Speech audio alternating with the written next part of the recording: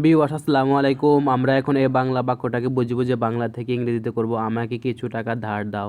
তো বাক্যটা পড়লে বুঝতে পারি যে কারো কাছে কিছু টাকা চাইতেছে, অনুরোধ করতেছে। তো এ ধরনের বাক্যগুলোকে ইম্পারেটিভ সেন্টেন্স বলা হয় আর কি, যে বাক্য দ্বারা আদেশ, অনুরোধ, নিষেধ বোঝানো হয় আর কি। তো সচরাচর এই বাক্যগুলো ভার্ব দ্বারাই শুরু হয়, তারপর অবজেক্ট। তো আমাকে কিছু টাকা ধার দাও বাক্যটা পড়লে বুঝতে পারি যে ধার দেওয়ার কথা বলা হচ্ছে। তো দার হচ্ছে গিয়ে বার, তো দার যে আমরা লিখতে পাই ল্যান্ড।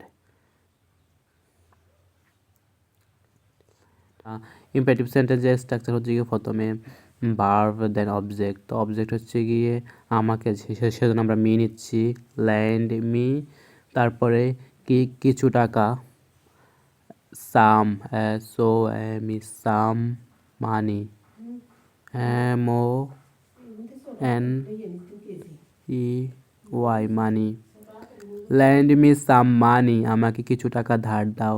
এখন আপনারা অনেকে বলতে পারেন যে এখানে মানির সাথে এস হয় না কিলে, ফুলার হয় না কিলে, কারণ মানি হচ্ছে গিয়ে আনকাউন্টেবল নাউন, আনকাউন্টেবলের নাউনের ফুলার ফর্ম হয় না। ধন্যবাদ। আসসালামু আলাইকুম। ভিডিওটা কেমন হচ্ছে কমেন্ট করে জানাবেন।